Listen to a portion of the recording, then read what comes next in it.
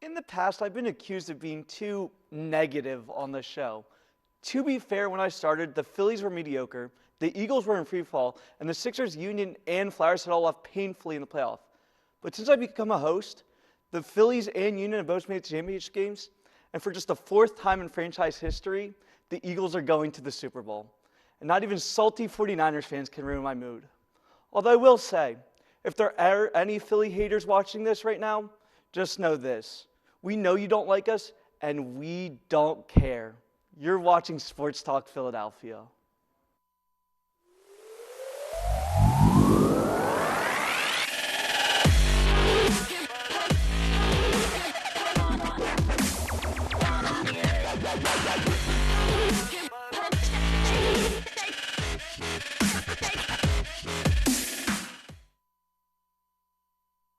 Welcome back to Sports Talk Philadelphia. As always, I'm your host, Aidan, and I'm joined by my usual panel, first starting with Shane Nolan. Shane, how are you? Doing good. And Mike, joined by you again. How are you doing? Very happy. Eagles Super Bowl bound?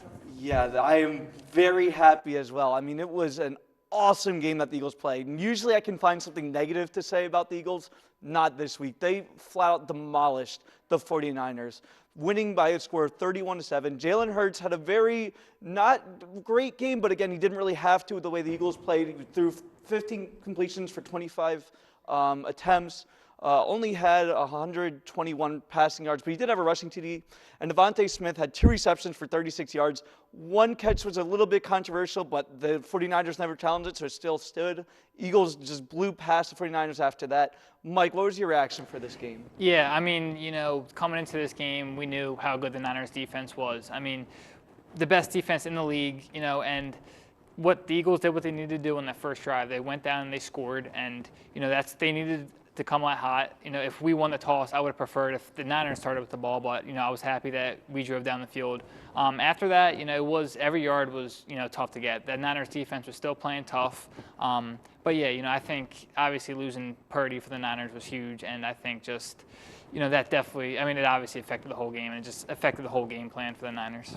Going back to something that I mentioned in the opener, there was some 49ers fans that were not too happy with the outcome of the game. There was also players that said that the refs had something to do with it, even though the Eagles won by a score of 31-7, which usually when a score happens like that means the refs have nothing to do with it at all or had very little to do. Mike, you definitely sort of agree with me, I would assume, on this. Yeah, I'm kind of getting a little tired of, all this, Philly kind of slander with the national media and just, I guess everybody not in this Philadelphia area and not an Eagles fan, it's kind of getting out of control. And, all hearing about, we wouldn't have won with the Brock Purdy, we wouldn't have won this game. It would have been a whole different story and Mickey Mouse schedule and, we beat the Giants who are rebuilding. It's just getting old at this point. And, I'm glad we won, but we got one more game to prove. And if we win this game, I don't see what, anybody else can say about the season. Yeah, the way the Eagles won this game, too, is not something that the 49ers had been beaten by, and that was just running the football right down their throats. I mean, you look at how well these running backs did. Not a lot of yards, but they were able to control the ground game very well. Gainwell had 14 carries for 48 yards. Miles Sanders, 11 carries, only 42 yards, but 2 touchdowns. And Boston Scott, 6 carries, again, only 31 yards, but he also had a rushing touchdown. So when you look at the way that Gainwell, Sanders, and Boston Scott all played, they just really played very well this game. Yeah, they did. And, like I said, I wasn't expecting them to go out there and each rush for, 70-plus yards each, But you're right. They controlled the game. They got the first downs. They got the yards they needed. Like you said, the stat sheet doesn't stick out to you a lot, but, Scott had a touchdown and Sanders had 2 touchdowns. That's what you needed to do. And, that Niners defense is just something that the Eagles have not seen this year, and I am glad how they played. Like I said, it wasn't 100 yards, but they did what they needed to do. Yeah, the other thing that was very crazy about this game is the fact that Nick Bosa, who was one of the best defensive linemen in football, totally shut down by the Eagles' offensive line. Had very little any pressure, didn't make that many tackles either. This 49ers team was just shut down in every facet of the game. Talk about salty Niners fans. Him and his brother are on the top of that list. But, yeah, Lane Johnson, the whole offensive line just did good. And, I hope that Dickerson can get healthy. He did get injured in that game. I'm hoping they're saying he'll be ready for the Super Bowl. But, that offensive line, I think Lane Johnson really, I think he's starting to get more, national talk now. But what he's done, just not giving up sacks has just been so good. And it's not, he's going against premier pass rusher, so it's just so fun to watch. And, I hope that we get this offensive line with him, Kelsey, for a couple more years. Yeah, I mean, there's been rumors about Jason Kelsey maybe retiring again. Hopefully that doesn't happen, but if it does, we're definitely glad that he stuck around this long, got us our first Super Bowl, hopefully get to second. We're now going to go to the defense, which this was just an onslaught by the Eagles. 3 sacks on the 49ers, 2 forced fumbles, 3 fumble recoveries. Hassan Reddick, who should have been nominated for Defensive Player of the Year, 2 sacks, a forced fumble, a fumble recovery, and Brock Purdy and then their backup quarterback, who was on their 4th string, Josh Hudson, both got hurt in this game. There just didn't seem like there was any protection in all of the 49ers quarterbacks. Yeah, and you can never control an injury. Injuries are freak things, but I don't know why they put the backup tight end blocking Hassan Reddick. It didn't really make sense to me. I'm not saying if there was, someone else blocking that he wouldn't have got hurt, but putting the best pass rusher probably this season with 6.5 sacks probably isn't the smartest thing to do. And, they kept doing it. That's how they both got hurt. And, I think if the award went into the playoffs, I think Reddick would easily win it. I mean, he's been one of the best pass rushers all year, and I'm so glad that we have him on that contract we have him on, because I think if it was after this year, he'd be making so much money. So I'm glad we have him locked up for the next couple years. Yeah, the blocking teams on Reddick, the fact that they were still trying to go to a lot of their best players, even though they were totally shut down, it felt almost disrespectful at certain points. Yeah, it did. And, it's even the Eagles defense did not give up. They could have just, when Purdy and Johnson got hurt and they knew that they weren't going to, they could have kind of just, Gannon could have just, stayed back, but they played hard the whole game, and that's what we wanted to see. And I think Jonathan Gannon deserves a ton of credit, with all the hate. And I'll admit, I did too, but a lot of people in the city did, and he's just doing a great job. And I don't know if you saw that video, but he was walking into the stadium, and I'm not going to say the words, but I do like him. He's definitely grown on me, and I think that he's grown on a lot of Eagles fans as well. Yeah, just the entire coaching staff, their personalities, they trash talk. Guess what? You're going to have to get used to it, because this team is much better than everyone thought.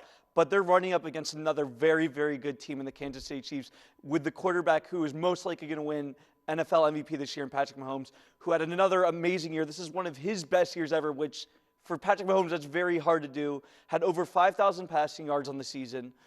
He had 41 touchdowns, only 12 interceptions, which for a team that passes that much is not that many interceptions. They beat the Bengals in a very close game in the AFC Championship.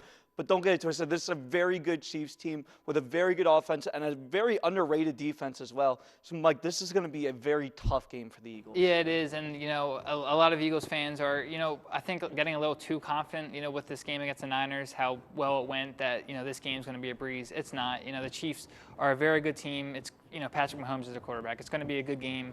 And you got one of the best coaches over there. And, it's only fitting. This was going to happen at one point. Andy Reid, versus the Eagles at some point. I'm glad we get to see it. Obviously Andy Reid, probably the greatest Eagles coach, of all time, all these years.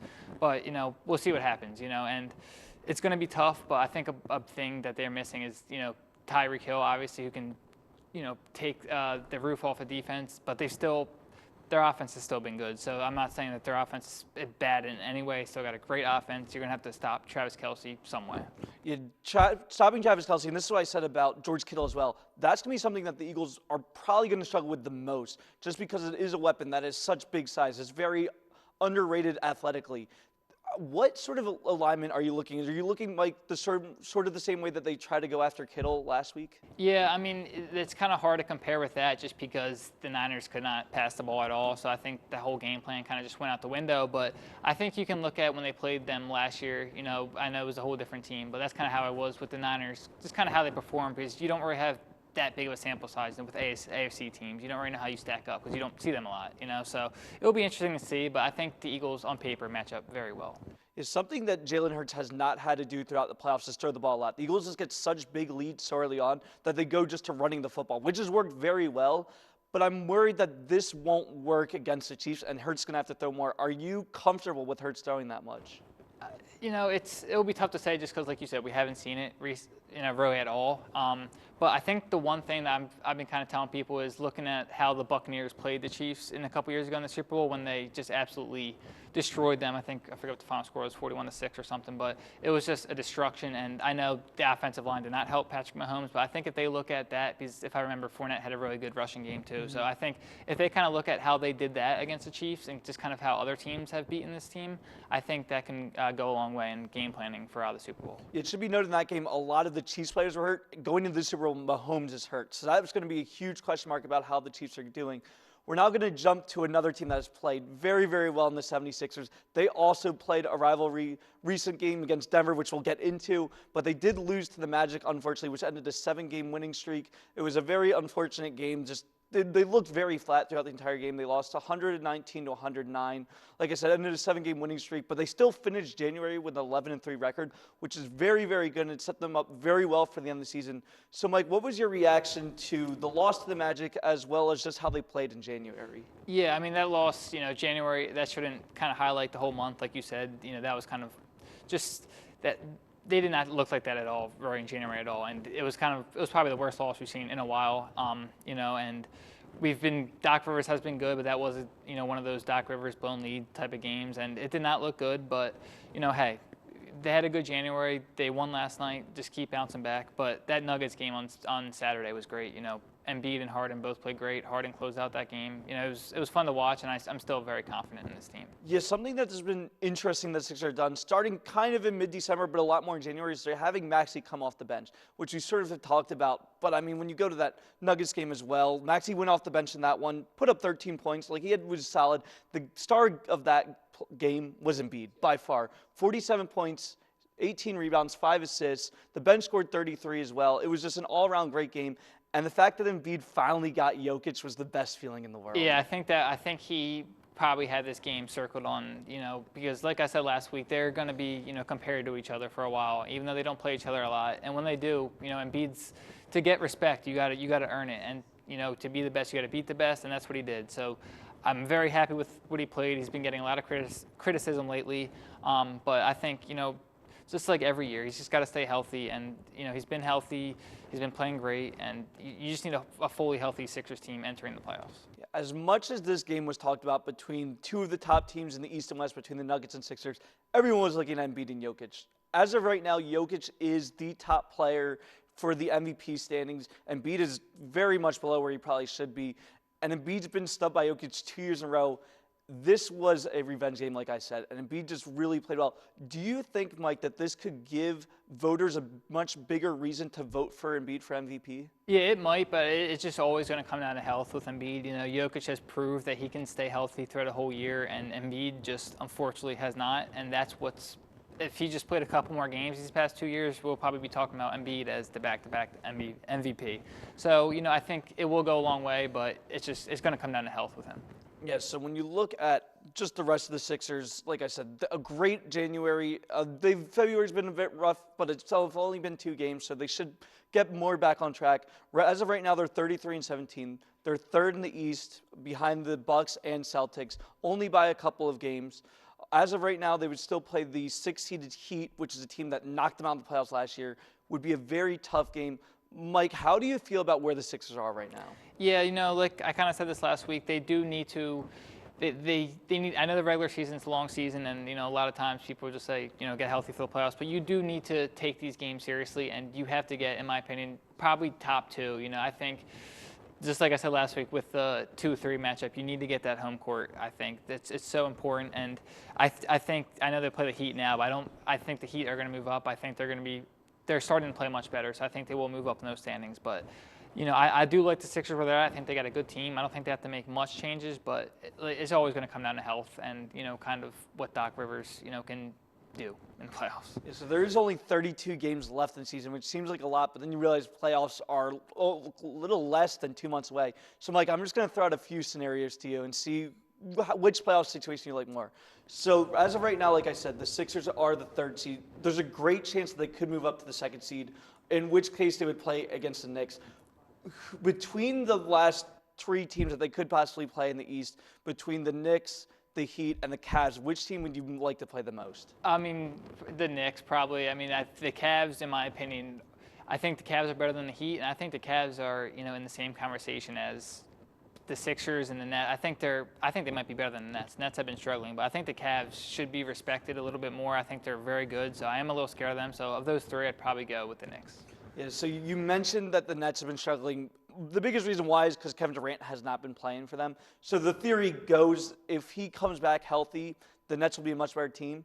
So if you have to go between the Bucks, Celtics, and Nets for the Eastern Conference Finals or even Eastern Conference Semifinals, which team would you like to face the most and which team would you like to face the least? Definitely the least, Celtics. The most, probably the Nets. I mean, I think we match up with them good, and I think that I just don't think – I know Ben Simmons is hurt right now, and I know he's probably not much of a factor anyway, but I think him in the playoff series here, I think it will just rattle him so much. I think we have their number, and I think that we win in the playoffs. It will be interesting to see how the rest of the season goes out, but feels very nice to talk about the Sixers actually being a contender considering how the beginning of the season started for them.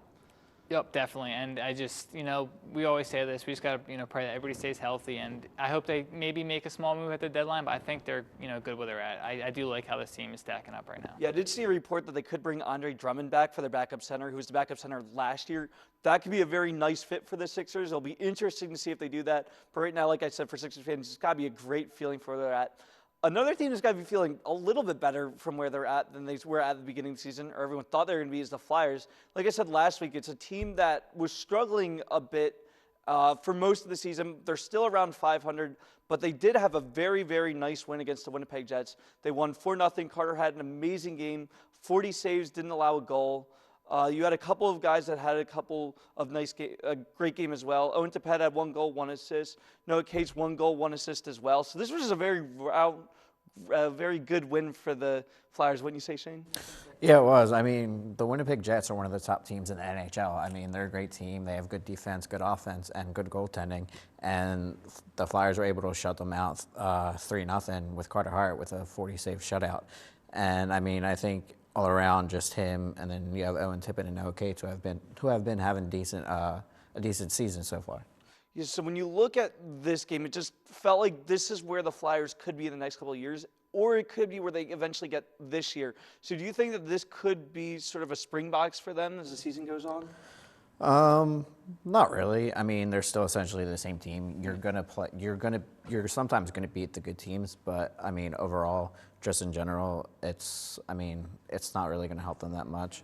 It's not gonna change the way they really play from here on out. They're just going to consistently be a decent team. You're going to get decent defense. You're going to get good goaltending, and then you're still going to have your goal scorers, Kevin Hayes, Travis Konechny, provide the goals for you. So. Yeah, it sort of feels like they're only going to get good goalkeeping, though, from Carter Hart, because the backup goalkeepers have sort of struggled, especially when you look at their backups. It's just been sort of a weird season, especially for Felix Sandstrom, who is 1-7, only 2.45 goals allowed, which isn't like that bad, but it's still not great. And again, the 1-7 record doesn't look good. However, he was recently brought up, and they sent down Samuel Ersson to the minors, which was a sort of an interesting move considering Ersson's 5-0 with only allowing 2.37 goals per game. I understand if Sandstrom was sent down, there's a chance he would have to go through waivers, which means he wouldn't be there. But it sort of feels like that you would rather have Ersson on your bench right now, wouldn't you say, Shane? Yeah, I mean, I would. I mean, even though Sandstrom is 1-7 at 2.45 goals against, I mean, like I said, he is a normal backup. The defense is decent in front of him, but I mean, when you have those numbers, it does essentially fall on the goaltender. But yeah, Samuel Ersson, 5-0, but I don't think you can essentially evaluate. He's only played 5 games. Yeah. You can't essentially evaluate like how he's going to play throughout the rest of the season. But yeah, I think they should have kept him up. I mean, put Felix Sandstrom on waivers. Like, you have a decent backup to Carter Hart. So yeah. Yeah, I mean, it will be interesting to see how this plays out. Ersson will definitely get more games, hopefully later in the season, especially if things go down for the Flyers. So it'll be interesting to see what happens for them. The Flyers, with that win, they did lose another game as well this week. So they're basically where they were last week. Just one more win, one more loss. They're 21-21-9.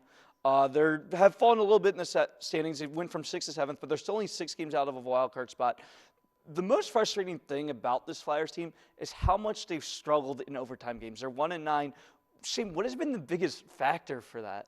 I don't know. I mean, in some of those overtime games, I think it's been Kevin Hayes on the ice.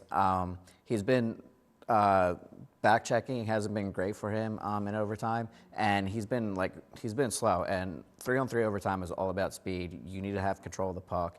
You need to just slow down the game and everything. But I feel like that's the main reason why they haven't been so great in overtime. Yeah, I mean, I also looked at their upcoming games. They're somewhat winnable games. You've got the Islanders, Oilers, and Predators in your next three. The Predators is probably the hardest out of all of them.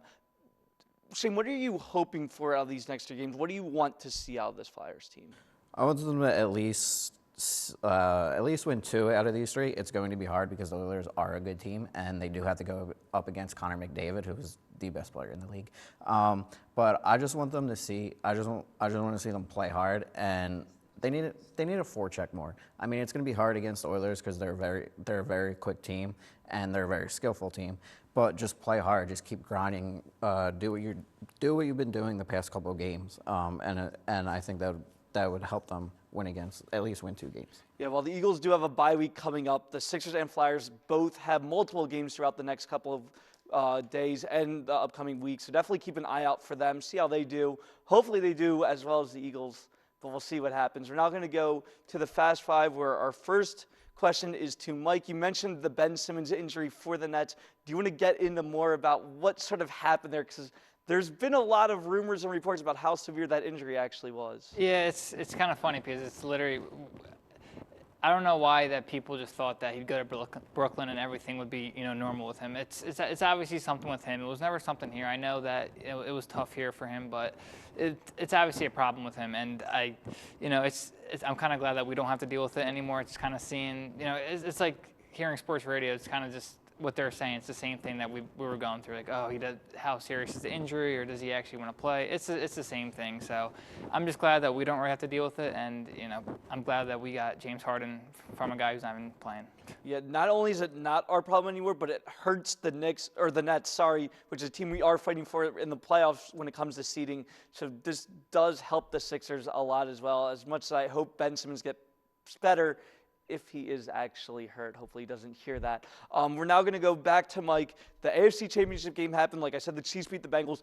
It was a very controversial game. There was a lot of calls that didn't go the Bengals' way that sort of went to the Chiefs. What was your reaction to sort of the whole social media burst about what happened in that game? Yeah, a lot of people are mad at the script writers for the NFL. It's obviously there were some plays, that one play that got canceled, the 3rd and 9, with the whole ref coming in and waving it off. There were some plays that were kind of iffy, but I think that's just how it's going to go. The refs aren't going to be perfect. They're going to make mistakes, but it did seem like it did favor the Chiefs a little bit. But I don't think anything's scripted or anything. But it has been shaky in these playoffs. I'm hoping that the Super Bowl isn't decided by a bad call. Yeah, I do want to point out, though, when it comes to Bengals, last year, the big reason why they got to the Super Bowl is because they scored a touchdown against the Raiders that shouldn't have counted because the refs blew the play dead, and they let the touchdown stand, which led the Bengals to win that game by a touchdown, which propelled them to a Super Bowl run. So it's kind of weird to hear Bengals fans complain about refs when refs helped them before. It's definitely a little ironic. I mean, I feel like the refs probably have helped, every team at some point. I mean, it's going to happen, but like I said, I just hope that the Super Bowl isn't affected by a bad call or any controversial call. Yeah, I mean, when you're talking about refs, I think NBA fans are going to feel the most angry about what's happened. We'll be too happy to hear that. Yeah, no, definitely not. So reffing is definitely a very hard thing to do. I'm not going to complain too much about refs if anything does go bad, but they definitely have to be better. Certainly in the playoffs, when one call could make or break a team season. So, I agree with Mike. Hopefully the refs in the Super Bowl are much better than what we've seen so far. We're now going to go to Shane with hockey.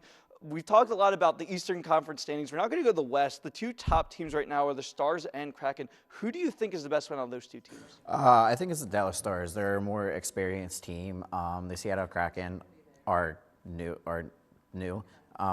And this is the first year where they're, doing well. They're in first place and they're in the Pacific Division. But to me, it's the Stars. They're ranked second in goal differential. The league average for a save percentage is 9.22, and they're for both their goalies together, they're ranked they have a 9.33 save percentage. And also you have Jake Ottinger, their goaltender, who has a .923 save percentage, which for the Kraken, their save percentage for Martin Jones is .895, and that's not going to bode well for them for the rest of the season or even to the playoffs, because they're going to make the playoffs. But to me, it's the Dallas Stars. They just have all around better team, defense, offense. You have Jason Robertson, who's having a great year for them. He's one of the best players in the league right now. 33 goals, so yeah, it's the Stars. Yeah, it is pretty amazing for the Kraken that they went from one of the worst teams in the West to now one of the best. Awesome for them, awesome for Seattle hockey, which again is a very new thing for the city, so very cool to see. We're now going to go back to football. There's been some very new coaching updates, new hires. One is by the Texans, who finished last in the NFL this year, or second to last, sorry, they won a game that made them not last. But they decided to hire San Francisco 49ers defense coordinator DeMeco Ryans for the new head coach. Mike, what was your reaction to that? Yeah, he deserves it. I mean, I think he was probably the most, the top candidate to get a job, and I think he's going into a pretty good, situation there. You're going to probably get either Bryce Young or C.J. Stroud. So he's going to have, a young, good quarterback, and, he's a defensive guy. He's obviously played for the Eagles, good guy, but he definitely deserved it, and I'm glad that he's getting the opportunity with Houston. Yeah, one thing that I saw that has not really happened for Texans hirings in the past, he already got a long-term contract. He's already there for something like 6 years, which is way different than the last two coaches they had that were all on one-year contracts. So he now has that more stability to build this team, which will be interesting. Another coach that most likely has that sort of stability is Sean Payton, who just got hired by the Denver Broncos. This job is not going to be easy. The Broncos really struggled this year after hoping to be contenders. Russell Wilson does not look like the same quarterback that he was in Seattle. They do have a great defense, so the hope is Sean Payton can resurrect this Broncos offense that really struggled. I don't know if he can really do it. He's more of a defensive-minded coach. The Broncos, I feel, still need a couple more weapons for Russell Wilson. So the whole thing's going to be very interesting. Not to mention, he also has to compete with the rest of the AFC West, which is one of the toughest divisions in football. I think, Vegas is going to be much improved. I expect the Chargers to keep improving, and the Chiefs are the Chiefs. That's an impossible team to play against. So I still feel like no matter what happens with Denver this offseason, they're going to be the worst team in the West. But I guess we'll see next year. That's all for this episode of Sports Talk Philadelphia. Thanks so much for watching. Make sure to check us out on social media, on Twitter and Instagram at Sports Talk LTV. We hope that you keep following, as we'll be posting as much as we can with the Eagles Super Bowl updates. We'll also be posting about the Flyers and Sixers as well, as long as they keep playing the way that they are. But even if they struggle, we'll make sure to throw some content out to them. Again, make sure to watch next week as we give Super Bowl updates, sort of talk about how this season went, and do a breakdown between the Chiefs and Eagles. We'll see you all next week.